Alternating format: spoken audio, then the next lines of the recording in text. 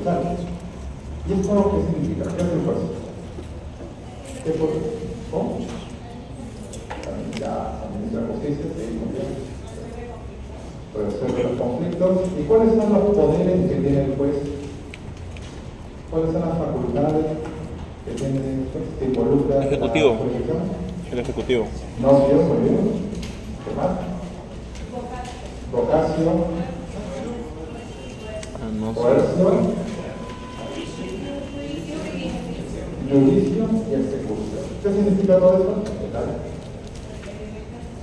Los elementos de la ley, lo que puede hacer el juez en el proceso. Y esto lo hemos visto que se manifiesta, por ejemplo, cuando el juez coopera a las partes para que se presenten al proceso. Por ejemplo, si el imputado no quiere ir a la audiencia de juzgamiento penal, vamos a juzgar a una persona por haber cometido un delito, pero el acusado no se presenta. Lo invitamos, lo notificamos, le decimos que va a ser juzgado el día lunes a las 9 de la mañana y no acude. ¿Qué hace el juez? Dice, bueno, ya que no vino, no importa, continuamos con el juicio penal hasta acá. No, exacto.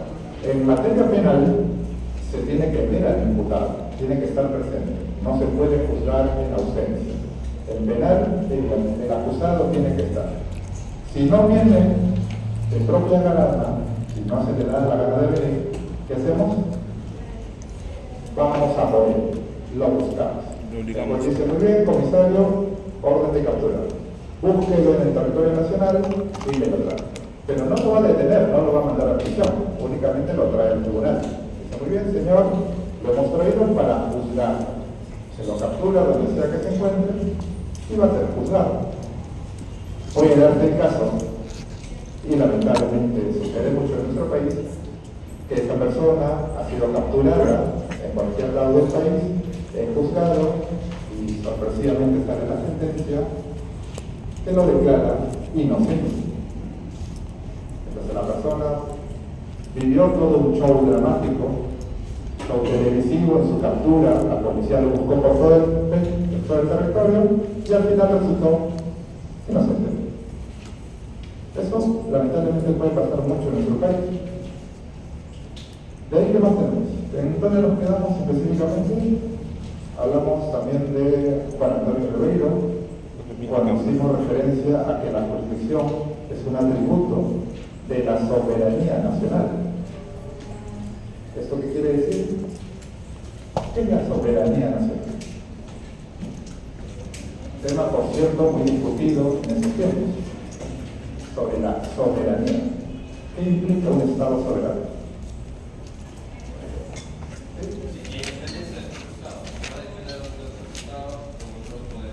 Exacto, que no hay subordinación a otro país, a otro Estado. De manera que nosotros tomamos nuestras propias decisiones, tenemos nuestra forma de guiar. Entonces, si el país fuera ocupado en una guerra por otro país, ¿se podría administrar justicia? Ahí tenemos el caso emblemático de lo que pasó en el Perú durante la ocupación chilena. El presidente del Poder Judicial, a la sazón también rector de San Marcos, cerró la administración de justicia y cerró también el certificado de clases en San Marcos.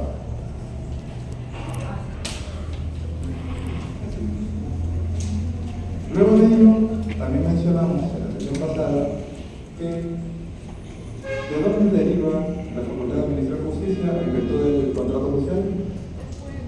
Del pueblo. Bien, el artículo 138 de la Constitución.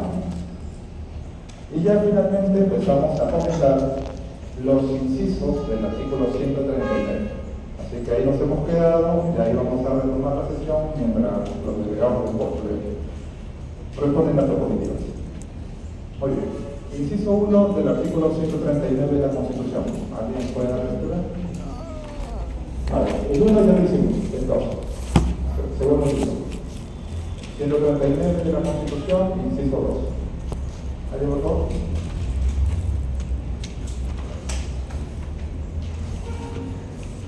Artículo 139, inciso 2. Independencia en el ejercicio de la función jurisdiccional. Ninguna autoridad puede abocarse a causas pendientes ante el órgano jurisdiccional ni interferir en el ejercicio de sus funciones. Tampoco puede dejar sin efecto resoluciones que han pasado en la autoridad de cosa juzgada, ni cortar procedimientos en trámite, ni modificar sentencias, ni retardar su ejecución. Estas disposiciones no afectan el derecho de gracia ni la facultad de investigación del Congreso, cuyo ejercicio no debe, sin embargo, interferir en el procedimiento jurisdiccional ni surte efecto jurisdiccional alguno.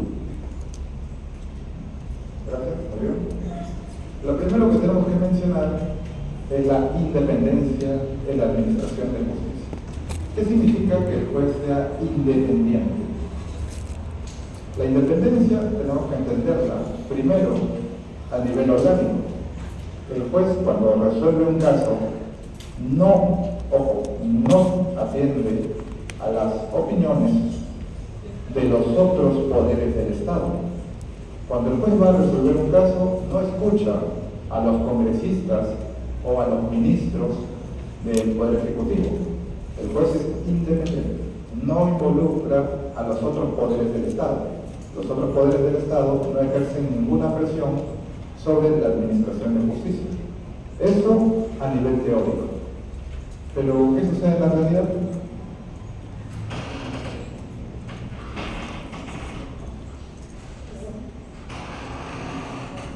¿Qué sucede en la realidad?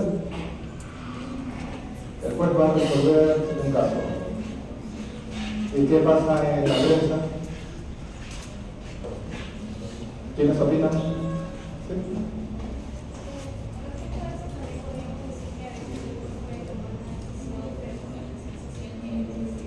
Exacto. Ahí también entra la realidad, además de los otros poderes del Estado, los grupos de presión. Por ejemplo, la prensa.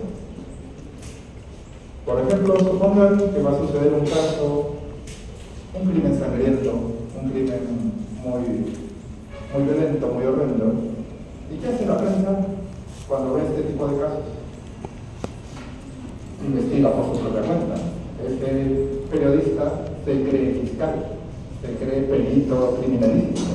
Entonces, ¿qué hace? Va a buscar a la víctima, busca a los familiares, se mete a la morgue, pide revisar el cadáver, obviamente no se lo van a dar, así que soborna a los encargados de la morgue, revisa el cadáver y arma toda la teoría.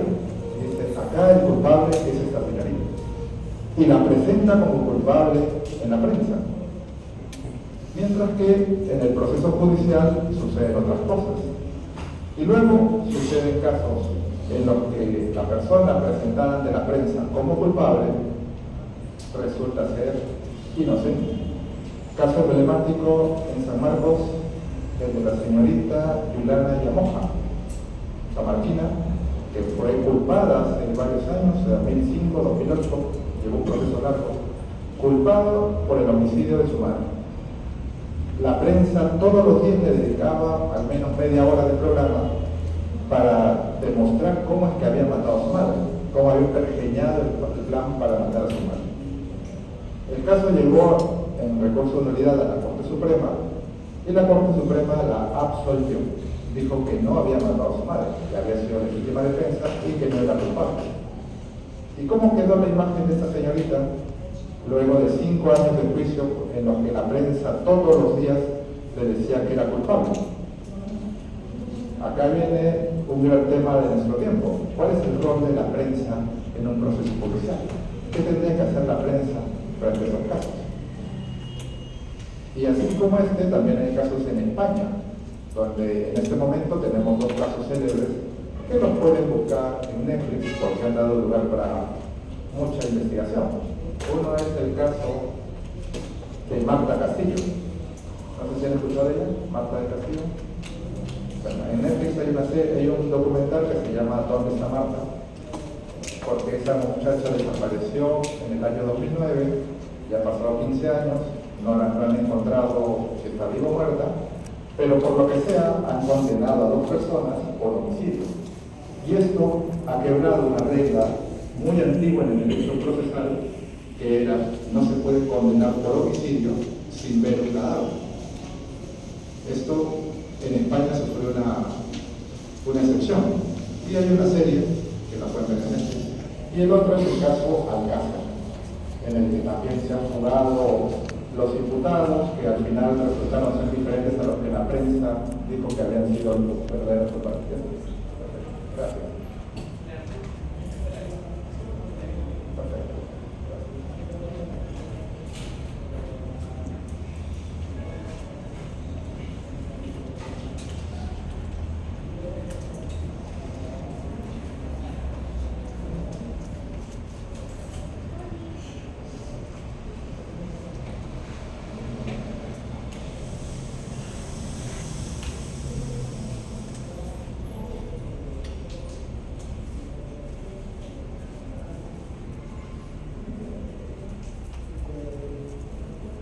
Muy bien.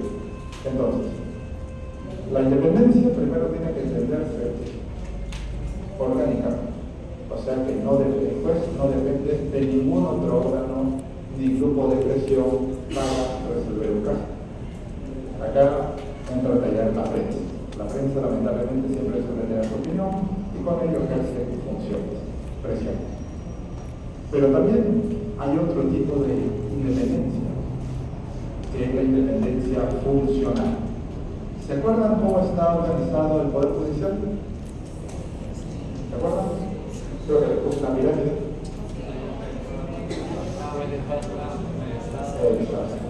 Muy bien, perfecto. ¿Esto qué quiere decir? Que el Poder Judicial es una estructura jerárquica, a semejanza de las Fuerzas Armadas, de la policía o del ejército. ¿Esto qué quiere decir? Que el juez supremo tiene mayor rango que el juez especializado o el juez de paz. Y en virtud de esto, un juez supremo le puede decir a un juez superior o a un juez especializado o a un juez de paz cómo resolver el caso. El juez supremo dice: yo soy tu superior en la jerarquía, yo soy el último escalafón. ¿Yo le digo al juez de paz cómo tiene que resolver? No. Esto se entiende como independencia funcional. Los jueces son independientes aún de su superior designado. El juez no le debe ningún tipo de lealtad a los jueces de rango superior. Entonces, si un juez de rango superior viene y me quiere presionar, no tengo por qué hacer eso. El juez no tiene por qué acceder a esa presión. El juez es absolutamente independiente. En Argentina, a esta independencia le ha puesto un nombre bastante llamativo. Es un principio de la esclavitud del juez a la ley. El juez es esclavo de la ley. Únicamente el juez, para resolver un caso, tiene que atender a la ley. Entendiendo por ley, primero, la Constitución y en segundo rango, todas las otras normas.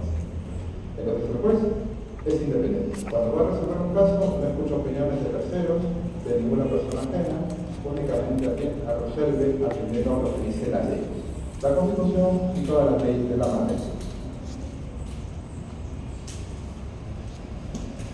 Y ello también da lugar, en el inciso 2 del 139, a la prohibición de abocarse.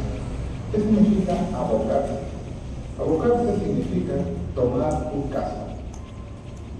¿Y qué significa? Que cuando un juez ya se le asignó un caso, nadie más puede resolverlo. El juez al que se le asigna un caso es el único que lo puede resolver, que puede dictar la sentencia. Entonces, si yo le asigno el caso, por ejemplo, a la jueza, a su compañera, yo digo: señorita, usted va a juzgar un homicidio triple. Por cierto, ¿vieron la semana pasada lo que pasó hablando? ¿Nadie va a votar? ¿Nadie está de acuerdo con votar? Bueno, yo no estaba por ahí, casi voy, pero hay una discoteca que se llama Casa Bull en Paraná. Una persona entró a las 2 de la mañana corriendo, asustada, y 2 minutos después entraron 3 sicarios siguiéndolo y lo liquidaron dentro de esta discoteca. Lo mataron frente a vista de 100 personas. Esto pasó en Barranco el viernes, el 20 de abril. No sabe nada de eso. Entonces, si le asignamos a un juez el conocimiento de ese caso, ningún otro juez puede interferir en esa labor. Está prohibido de abocarse. Entonces no puede venir otro juez y decirle, oye, yo voy a ver este caso, déjalo tú, yo me encargo. No. La única opción para que esto suceda, para que sea sustituida el juez que está a cargo, es primero que muera, porque obviamente si muere el juez que está viendo el caso, ¿quién lo va a resolver? Ya no lo resuelve nadie. No, en este caso, como ha muerto, en este caso la muerte es una excepción. Y segundo, que pierda el título de juez. ¿Qué tal si la jueza es destituida? La jueza que me va a juzgar pierde el título de juez. Le dicen, no, usted ya no es juez. En ese caso, como pierde el título de juez, pierde la jurisdicción y es reemplazado. Salvo todos supuestos, un juez no puede abocarse, no puede perder el conocimiento del caso.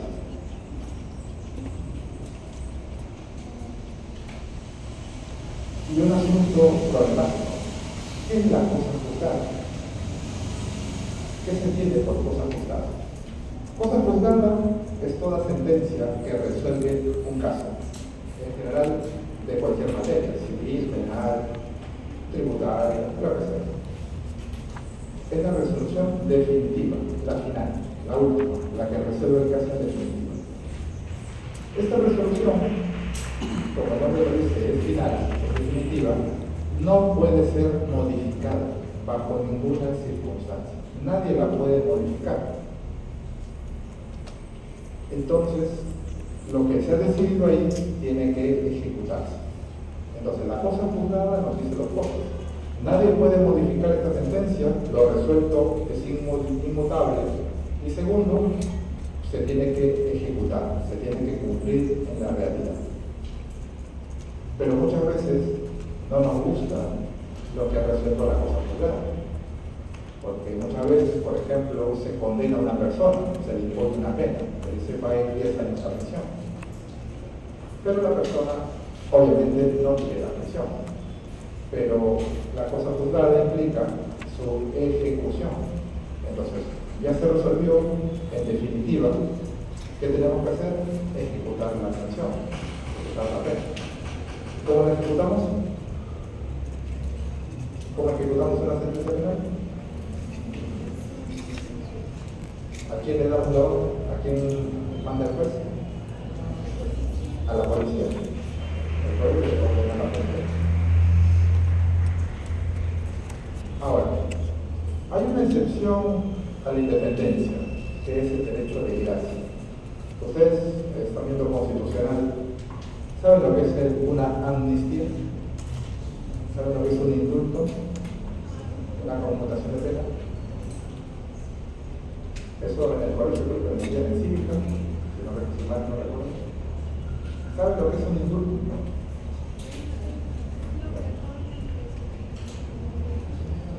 No, muy bien.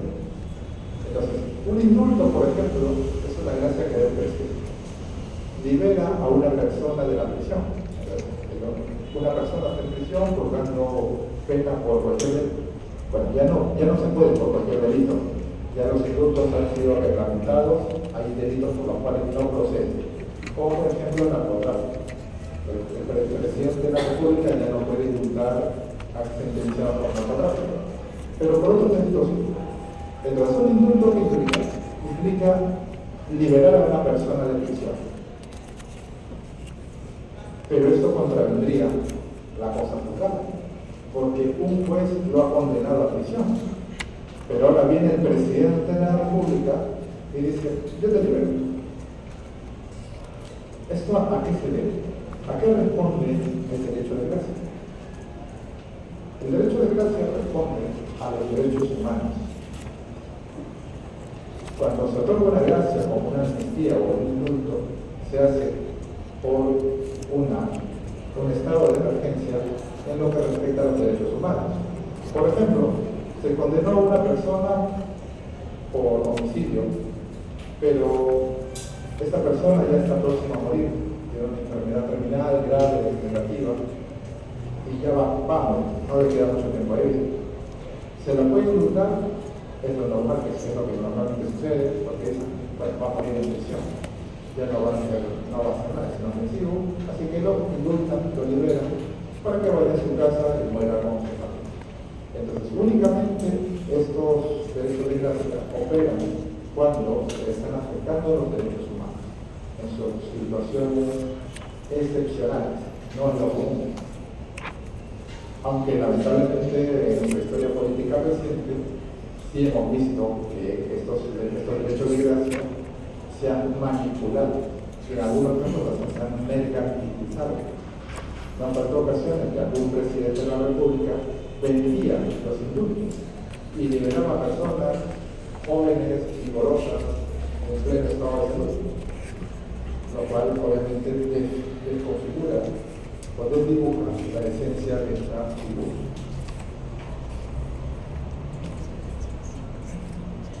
El inciso 3 del 139 es acaso el más importante porque contiene dos instituciones que vamos a analizar en el curso a lo largo de todo el año, que son la observancia del debido proceso y la tutela jurisdiccional. Entonces, la Constitución nos da dos instituciones, tutela jurisdiccional y debido proceso. Ahora, ¿por qué tenemos estos dos? ¿Qué significan estas dos? El debido proceso, ustedes saben, es de tradición anglosajona. Nos viene por influencia específicamente de la Corte Suprema Americana, que nos dice que toda persona tiene un proceso, derecho a un proceso justo. Un proceso con todas las garantías de la ley. Y en paralelo tenemos la tutela jurisdiccional, o sea, el derecho a que el Estado nos haga justicia, que es de tradición hispánica, que en buena cuenta vendrían a ser lo mismo. En España no hablan de debido proceso, en España hablan de tutela judicial, y en Inglaterra no hablan de tutela judicial, únicamente hablan de debido proceso. Nosotros hemos hecho una fusión y hemos acogido ambas instituciones que en el fondo son lo mismo. Para un español es tutela judicial, para un americano debido proceso, pero en sí son lo mismo. Aunque en el Perú, como hemos acogido ambos, tenemos que darle un sentido, tenemos que darle un contenido distinto a cada uno. Entonces, en nuestro país, el Tribunal Constitucional se ha encargado de darle un concepto a cada uno, a la tutela judicial y al debido proceso. Pero, ¿qué nos dice con respecto a eso? Que ninguna persona puede ser desviada de la jurisdicción predeterminada por la ley. ¿Qué significa eso? Si usted comete un delito, ¿quién lo va a juzgar? Pues, ¿de qué rama? Delito penal, claro, exacto, el juez penal. Muy bien, ¿y qué pasa si en vez de que lo juzgue el juez penal, lo mandamos al tribunal militar? Digo, usted ha cometido un delito, sí, pero en vez de que lo juzgue el juez penal, vamos a mandarlo al fuero militar para que se lo juzgue. ¿Eso sale bien? Y por eso que la Constitución establece que no puede ser desligada de la jurisdicción predeterminada por la ley.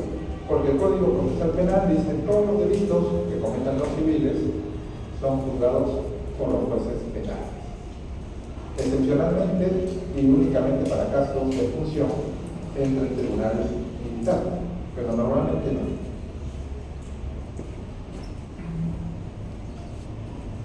Ahora, el 139 regula también una serie de principios sobre los que vamos a hablar a lo largo del tiempo, como por ejemplo la publicidad.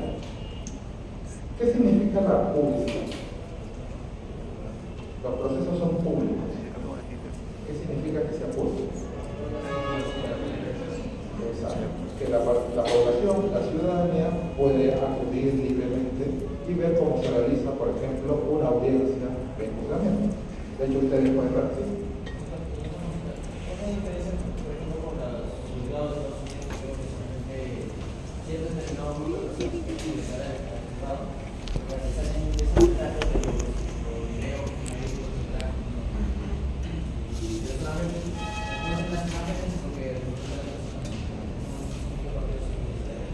Exacto, o sea, los americanos el tema de la publicidad la han restringido. Dicen en principio las audiencias son públicas que pueden entrar a la la corte en Estados Unidos y escuchar, pero no puede grabar, no puede tomar fotografías. A los periodistas únicamente se les permite usar libreta de notas y si quieren pueden dibujar. Y dibujan al embordar o dibujan al embordar. Pero no se puede grabar. Están prohibidos los mecanismos tecnológicos porque con ello los americanos están protegiendo cualquier intromisión contra los jurados. Ellos quieren evitar que se pueda perjudicar al jurado. Entonces, para mantener al jurado lo más libre posible, lo más independiente posible, evitan la introducción de mecanismos tecnológicos.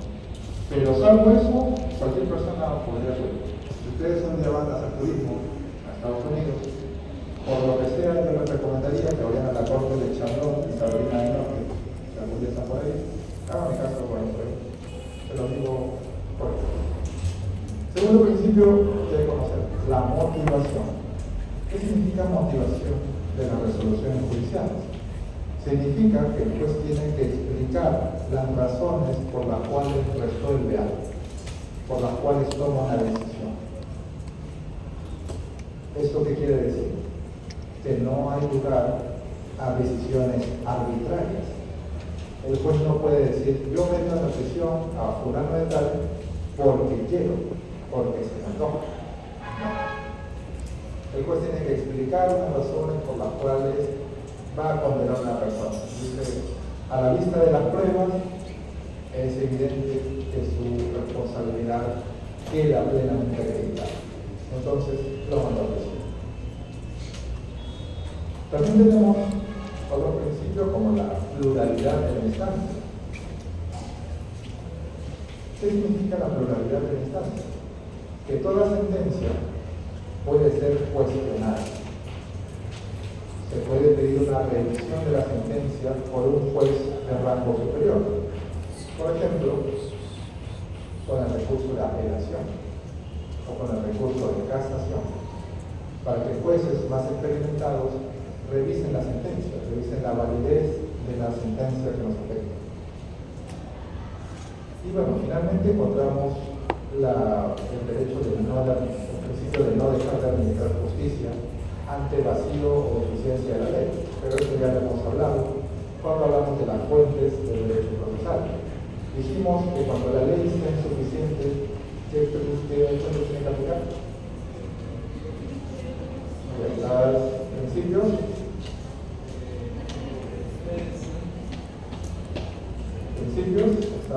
La ley no fue suficiente. La ley es nuestra primera fuente, no alcanzó. Ahora entramos con las fuentes accesorias. ¿Cuáles son? Principios. Lean el artículo 3 del Código Procesal Civil. Doctrina y jurisprudencia. Ese es el orden. Ese orden ha sido elegido por el legislador. El legislador lo ha puesto arbitrariamente. ¿Cuál es la razón de esa jerarquía normativa? No la sabemos porque el Código Procesal Civil no tiene exposición de motivos. Ahora, si ustedes fueran gente que tuviera algún interés, gente que se implicara con el curso que le gustaría investigar, podría consultar con algún codificador y le podría preguntar al codificador, oiga señor codificador, ¿por qué cuando hizo el código pusieron esa jerarquía normativa? ¿Por qué no lo hacen? Les lanzo la pregunta. Ustedes son los responsables. ¿Ustedes conocen a un codificador? ¿Han hablado toda la mañana con él? Claro, se sienta acá, los califica, creo que le puso 20 avalos. El doctor estuvo en la comisión que redactó el código. Él sabe por qué se hicieron diversos artículos y por qué el código es como es. Y ahí también, justo una de sus compañeras me preguntó por Eugenia Ariano, la profesora de Ariano, que es acaso la crítica más fuerte que tiene el Código Procesal Civil. La profesora Ariano, todo lo que ha escrito ha sido en contra del código. Si por ella fuera, tendría que quemar el código en la Corte Popular. Bueno, sentado ello, finalmente los principios que hay que mencionar, el derecho a la defensa. ¿Qué implica el derecho a la defensa? Que toda persona que es procesada tiene que contar con un abogado. le tienen que dar la posibilidad de que un abogado lo asista. Ahora, hemos visto lo que puede pasar con los abogados cuando son nombrados de oficio. No sé si vieron los videos, los enlaces que les mandé. Cuando llegan a la Corte Suprema, el abogado llega sin saco. ¿Qué le dice el juez del presidente de la sala? Ah, abogado, lo ve un poco ligero, ¿no? Parece que usted no litiga por acá. Es su primer caso, ¿no? Entonces, el juez, usar así.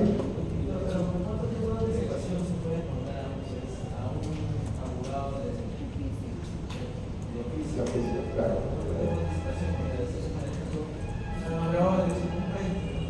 Exacto. El código no dice nada. No hay una regulación exacta. Entonces, ¿qué sucede en la práctica? Que lo mandan inmediatamente. Le dicen la audiencia se empieza una cosa. Usted sabe y lo mandan. Sí, lamentablemente. Entonces, ¿qué hacen los jueces cuando ven esta situación? Porque esto afecta obviamente, porque si viene el abogado y no sabe de qué trata el caso, ¿qué defensa va a hacer? ¿Cómo se va a defender si no estudia el bien? Entonces, ¿qué hace el juez? Dice, muy bien, la audiencia está programada para las 11, ya son 10:30, abogado, la casa es expediente, lea, tiene media hora, prepárate. Entonces el juez le da el expediente por media hora, se tiene media hora para leerse el expediente y prepararse el caso. Eso es lo que normalmente hace la jueza. Le dan un tiempo para que se estudie y empieza la audiencia inmediata. Alguna vez me pasó, también yo cuando acudí a una audiencia que me nombraron en el último momento, pero yo me dedico a procesar, yo sé procesar, yo sé cómo funciona el derecho procesal. Tal vez el derecho penal, civil, no me interesa, personalmente considero que son ramas sobrevaloradas y más en Marcos, pero procesar es importante. Entonces, cuando vas a una audiencia, ¿qué haces? Pues con el código procesal civil, procesal penal, lo mismo. Y ya sabes qué posición le toca. Si tú eres el defensor, ¿qué tienes que hacer? Defender. ¿Cómo defendes? El fiscal dice que tu cliente es culpable. ¿Tú qué tienes que decir? Inocente. Es inocente. Exacto. Llegas a la audiencia, obviamente con actitud, la medalla puesta. El fiscal ha hecho una perorata sobre por qué tu cliente es culpable. Luego te toca a ti. ¿Y tú qué dices, señor? Pues toda esta parrafada que ha dicho el fiscal no es más que una artimaña, es una treta manifiestamente infundada y empiezas a destruir los argumentos del fiscal. Esa fue, bueno, tampoco les recomiendo que lo nombren en última hora, es el que toma su tiempo, pero este fue un caso excepcional, hecho en un marco, que estábamos en un marco de protesta social en la ciudad, entonces fue de emergencia. Logré que no me dan en prisión preventiva a 2 personas. Pero no les recomiendo, yo sí les recomiendo que estudien su caso con anticipación. En mi caso fue porque improvisé, si podemos decir la palabra, pero no lo recomiendo. Y finalmente, la administración de justicia es gratuita. ¿Qué significa la gratuidad? ¿Cuándo algo es gratis? Cuando no tiene que pagar. Entonces, en materia penal, el proceso es gratis. Usted no tiene que pagar ningún tipo de derecho por un proceso penal. De la misma manera por un proceso constitucional o un proceso laboral. Pero en materia civil, ahí hay una excepción. En materia civil se pagan tasas. El Poder Judicial nos cobra derechos, nos cobra tasas, aranceles.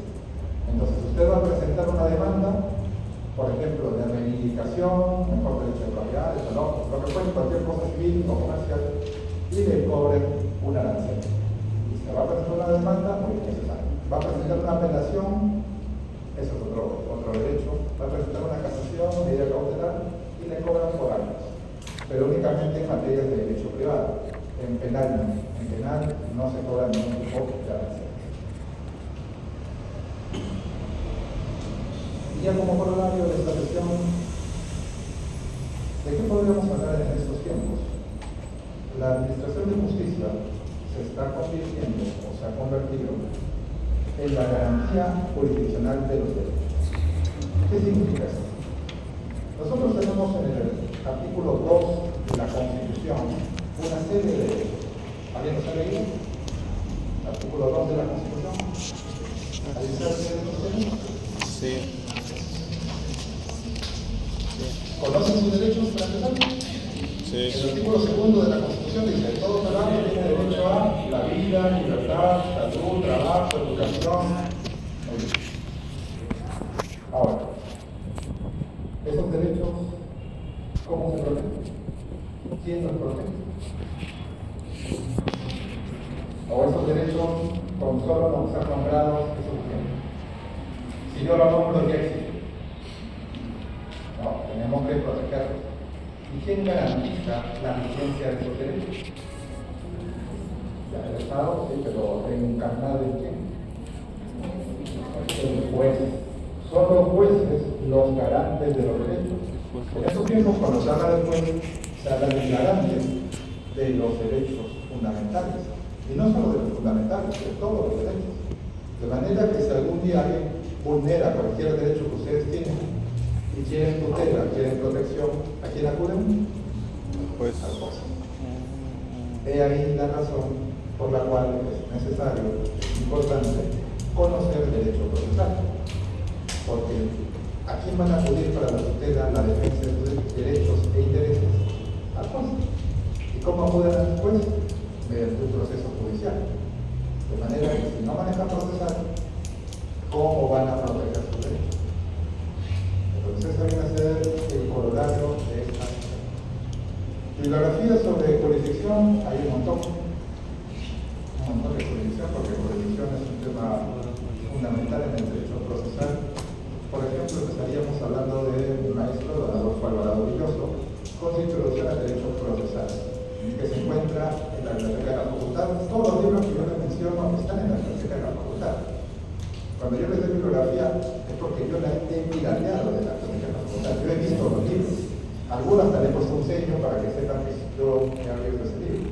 De manera que cuando me dicen no hay libros, ¿cómo que no hay si yo lo he visto? Yo he sacado ese libro, yo le he pirateado y tengo una fotocopia en mi casa. Bueno, mi biblioteca no diré que es gigantesca, pero sí tengo varios libros. Pero están en la biblioteca, pueden revisar los libros. Ahora encima han comprado más libros el año pasado, así que hay muchos más que yo no conozco. Entonces ahí hay libros. También Eduardo Couture, con su fundamento de procesal civil. Humberto Cuenca, profesor venezolano, sobre el proceso civil romano. Mi apreciado maestro Juan Montero Aroca, con su derecho jurisdiccional, tomo 1, él específicamente habla de la Constitución. Sobre la Constitución, tienen a Marcial Rubio Correa, profesor de una universidad aquí cercana, cuyo nombre no quiero acordarme. De ahí también tenemos a Enrique Vescovi, con su teoría general del proceso. También a Hugo Encina, con su serie de tratados de 7 tomos. Los 7 tomos están en la biblioteca de la facultad, ahí han desarrollado todos los temas del procesal. Hernando de Vichanía, cuyo libro, por cierto, se vende acá abajo, la fotocopiadora de la teoría general del proceso. Piero Calamandrei, con sus 3 tomos de procesal civil, que también se está vendiendo acá abajo. Yo no le hago marketing al señor de la Cruz, pero vende buenos libros. De hecho, en la mañana antes de venir acá pasé por ahí y vi que sí lo tiene. También Francesco Carmeluti, creo que se habló de él, me parece que se habló de él, una de las últimas obras de Carmeluti fue Derecho y Proceso, en la cual desarrolla su teoría sobre la jurisdicción. Y finalmente, los españoles Víctor Pérez y Manuel Serra Domínguez, con sus doctrinas generales, y Hugo Rojo en Italia. Muy bien, hasta aquí hemos hecho jurisdicción y ahora vamos a entrar en la segunda parte, que es competencia.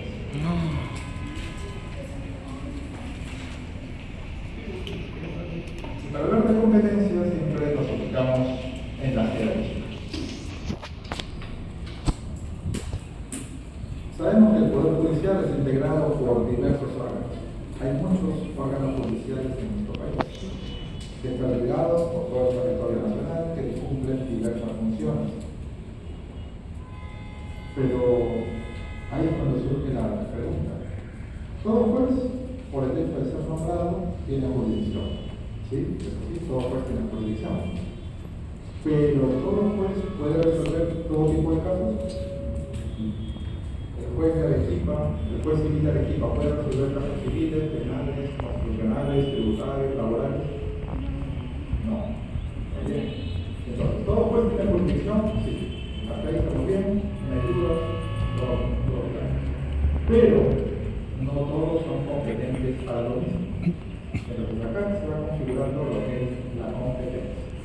¿Qué es la competencia? La competencia es la atribución que establece las leyes procesales para cada órgano judicial, de manera que delimitan los asuntos que va a conocer. Se le asigna la carga de trabajo a cada órgano judicial. Es por eso que la competencia viene a ser un límite a la jurisdicción. Porque la jurisdicción en general implica facultad de administrar justicia. Pero ¿en qué casos? Eso es lo que señala la competencia. Usted administra, por ejemplo, en materia civil o en materia penal. Entonces se van determinando criterios de competencia y cómo se asignan los casos a un juez. Y esto en virtud de que los jueces no pueden resolver indistintamente todo tipo de casos. Por ejemplo, ustedes no se imaginarían un juez civil que resuelva casos penales y que resuelva casos laborales y que resuelva casos tributarios. No se lo imaginarían, ¿no? Pero yo les digo, imagínenlo. En nuestro país es posible. En nuestro país, toda esta teoría de la competencia viene de los calificadores, viene de los legisladores del Congreso y la decisión. La tiraron al bote de basura y dijeron, además de la competencia por materia, que es la común, jueces civiles, jueces penales, jueces laborales, dijeron sí, pero el presupuesto no alcanza. Entonces hay lugares en los que, por ejemplo, no podemos tener un juez civil, un juez penal, un juez laboral, porque no tenemos dinero para contratar a 3 jueces. Entonces, ¿qué hacemos? Nombramos a un juez mixto, que vea todos los asuntos. Y ese juez mixto es civil, de penal, de laboral, de constitucional, de todo. Es una excepción. Por ejemplo, hace poco estuve en Chota, ¿no les salimos de Chota? En Chota hay un juez mixto. Ese juez, así como te divorcia en la mañana, en la noche te mete preso. Puede hacerlo todo. Ahora, ¿cuál es el fundamento o la razón de ser por la cual se asignan los casos? Esto responde a un principio que se llama el juez natural o el juez legal, que significa que para cada caso hay un juez. Cada caso va a ser resuelto por un juez especializado en ese asunto. Y en la Constitución, lo leímos hace un rato en el inciso 3 del 139, nadie puede ser desviado de la jurisdicción predeterminada por la ley. Ahora, la Constitución acá comete un pequeño error, porque no debería decir jurisdicción, debería decir competencia. Nadie debería ser desviado de la competencia determinada por la ley. Entonces, para cada caso ya existe un juez predeterminado con antelación. Por ejemplo, los casos de divorcio, ¿quién lo va a resolver? Civil. En principio civil, pero en nuestro país también existen los jueces de familia para asuntos en este caso.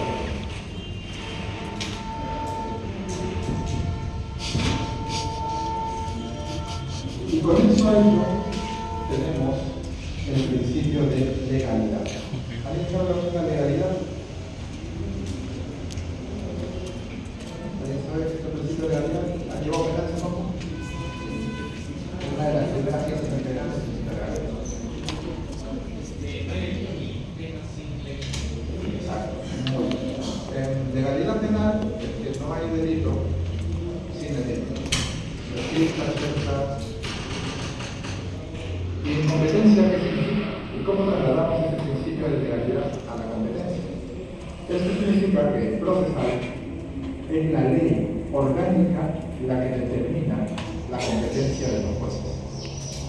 Es la ley la que determina qué juez es competente para resolver un caso. Entonces, solo la ley determina la competencia. Entonces, con esto se descarta la posibilidad de que las resoluciones administrativas o la jurisprudencia asignen competencia.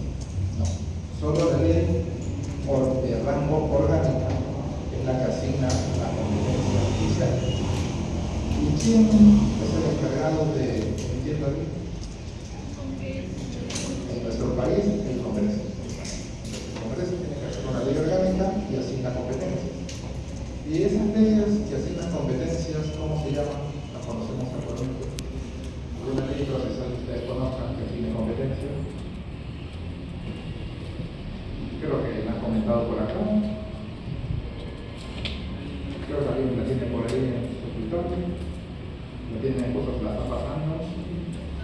Se llama, por ejemplo, Código Procesal Civil para los asuntos civiles.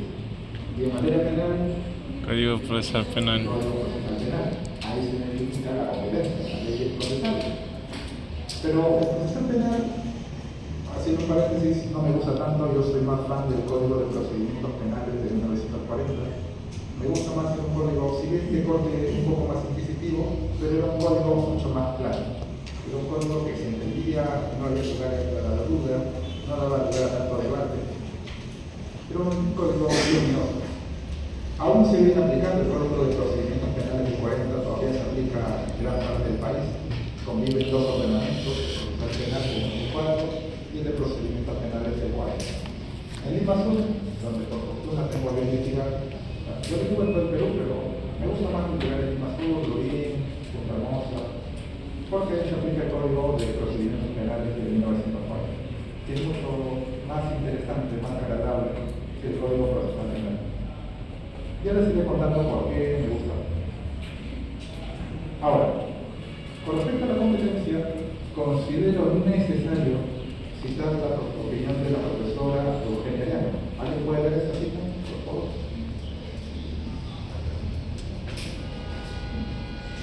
Cada uno de sus órganos jurisdiccionales no conoce indiferenciadamente de lo mismo, sino que la ley, en base a unos criterios técnicos, le distribuye el respectivo trabajo jurisdiccional. El conjunto de tales criterios técnicos de los que se sirve el legislador para distribuir el trabajo jurisdiccional constituye las redes de competencia.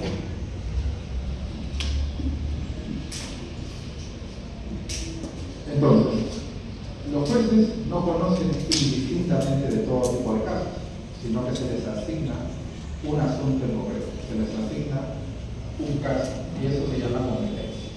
Pero ¿cómo se determina la competencia? Hay un criterio para asignar la competencia. Y esos criterios son los siguientes. Primero tenemos el criterio objetivo, que son dos: la materia y la cuantía. ¿Qué significa competencia por razón de la materia?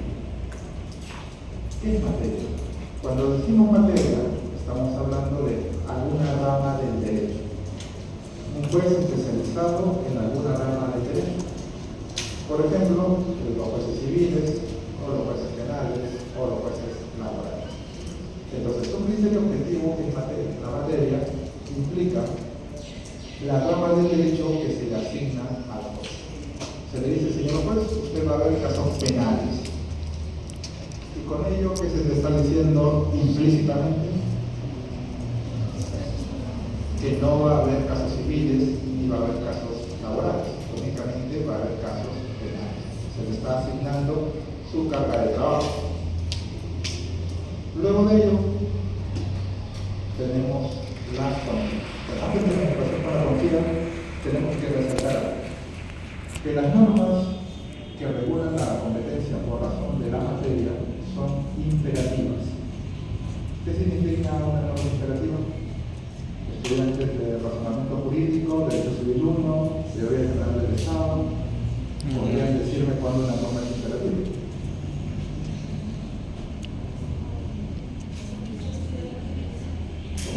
Exacto. Cuando sí o sí debe cumplirse. Una norma imperativa es aquella que no puede eludirse, que necesariamente se va a cumplir.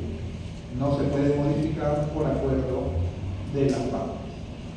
Entonces, por ejemplo, en materia civil, el caso civil únicamente lo va a resolver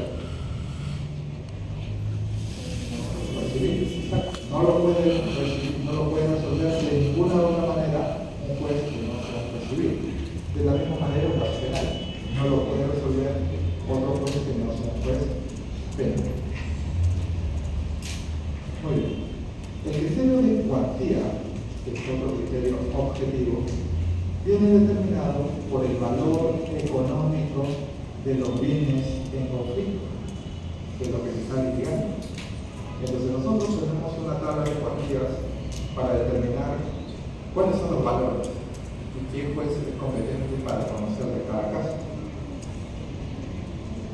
Y esas cuantías son las siguientes. Por ejemplo, el juez de paz no letrado puede conocer asuntos de 50 unidades de referencia procesal. ¿Pero qué significa unidad de referencia procesal? ¿Alguien tiene alguna idea? ¿Ustedes conocen lo que es la UIT? Sí, ¿Qué es la UIT? la unidad ¿Cuánto vale? es 5.000 soles, 5.000 soles. La unidad impositiva tributaria es la unidad de medida del Estado para imponer sanciones o para cobrar los impuestos. Lo usa la administración tributaria porque dice, a ver, tú ganas cuánto, tú ganas 2 UITs y te cobro un 10% de multa. Entonces, con esa unidad se miden los impuestos, los tributos, los trámites que se puedan pagar. En el proceso judicial tenemos la URP, unidad de referencia procesal. ¿Cuánto vale la URP? La URP vale la 10ª parte de la UIT. Si la UIT está en 5.000 soles, ¿cuánto vale la URP? La 500. de la UIT. 500. 500. Entonces, la URP es el 10% de la UIT. Si sube la UIT, sube necesariamente la URP. Entonces, todos los años normalmente sube la. Entonces, si están 500, 50 URPs, ¿cuánto sería? Ya, no debí dejar matemática. ¿Cuánto? Ordoño. 25.000. 25.000. Entonces, si el asunto que tiene en litigio, la suma de dinero, no supera los 25.000 soles, será de competencia del juez de paz no legal. Pero si supera las 500, si llegamos hasta 500, ¿cuántas 500 soles? 250.000. 250.000 soles. Si el asunto tiene hasta 250.000 soles de valor, va a ser competencia del juez de paz legal. Y luego, si el asunto empieza en 500 URPs y llega hasta ahí al límite, aunque sea de 500, o sea de 250.000 soles para arriba, ya es competencia del juez especializado. Entonces, ¿a qué responde esto? En sí, objetivamente, a que los jueces, por su categoría, van a conocer de determinado caso si es que el bien tiene mayor o menor valor. Ahora, otro criterio para determinar la competencia es por el territorio. Porque ustedes saben que la República se extiende en el marco de nuestros 24 departamentos y una provincia constitucional. Entonces, hemos señalado que, por ejemplo, los jueces de paz letrados, ¿en qué territorio ejercen su función? ¿Paz letrado? Paz letrado Distrito. en un distrito. El no letrado es la comunidad. Comunidades. Pero el letrado es en los distritos, competencia distrital. Y el especializado. Regiones. Y la sala superior departamental. Y la sala suprema. No, la suprema, Corte Suprema. Nacional. Encima del departamento viene el país, es de competencia nacional. Las salas de la Corte Suprema reciben casos de todo el país. Entonces hemos avanzado en la jerarquía. Entonces, cada órgano judicial ejerce su función en determinado territorio. ¿No hay posibilidad de modificar esto? Sí, sí la hay. Porque las normas que regulan la competencia por razón del territorio son de tipo dispositivas. ¿Qué es una norma dispositiva? Estudiantes de Derecho Civil 1, Derecho del Estado, Documentación Jurídica. A libre voluntad de las partes. Exacto. Muy bien. Una norma dispositiva es aquella que puede ser dejada de lado por acuerdo de las partes. Objeto jurídico por 2. voluntad de las partes. Entonces, ¿el territorio puede ser dejado de lado por acuerdo de partes? Sí. Lo que no se puede dejar por acuerdo de partes es la técnica. Entonces, por ejemplo, si yo quisiera demandar a su compañera ante el juez comercial, pero obviamente yo no soy de Lima, soy de Ayacucho, pero su compañera vive en Lima. Pero yo prefiero demandarla en Ayacucho. ¿Puede ir a Ayacucho a demandarla? Entre el juez comercial y Ayacucho. Si él está de acuerdo, podemos ir a Ayacucho y litigar allá. Pero no es que vayamos a Ayacucho y elegimos cualquier juez, no. La materia es comercial, eso no se negocia. Ahí no se puede modificar. Pero el territorio sí. Entonces yo la demando, su compañera dice, vamos a litigar en Ayacucho y vamos a Ayacucho. Porque las normas de competencia por territorio son dispositivas. Se pueden dejar de lado por acuerdo de parte. ¿Y cuál es la regla general cuando se va a demandar a alguien? ¿Cuál es esa regla básica para determinar dónde vamos a presentar la demanda? La regla general que viene desde el derecho tardorromano es el forum rei. ¿Qué significa el forum rei?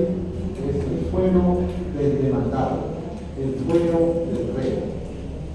El juez competente para conocer un caso es el lugar donde domicilia el demandado. Si yo quiero demandar a alguien, lo demando en su domicilio, en el fuero del rey. Esto viene del célebre apotema, acto segundo, forum rei. El autor, el demandante, debe seguir al demandado. Entonces usted busca dónde vive su demandado y ahí lo demanda.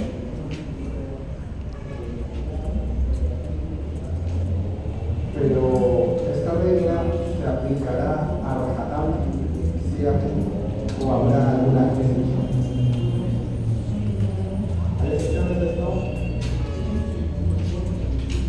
Por ejemplo,